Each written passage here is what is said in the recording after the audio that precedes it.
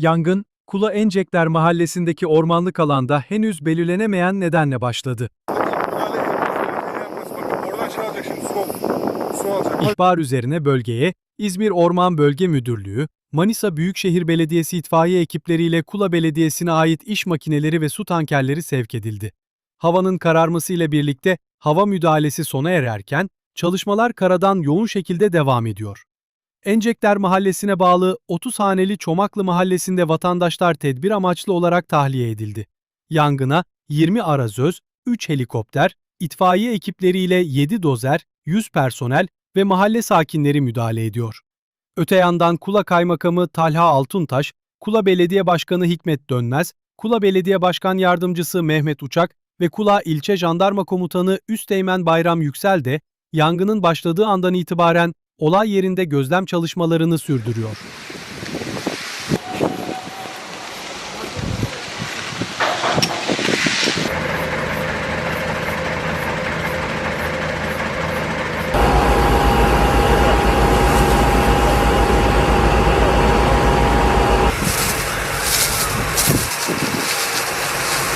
Ben next deyince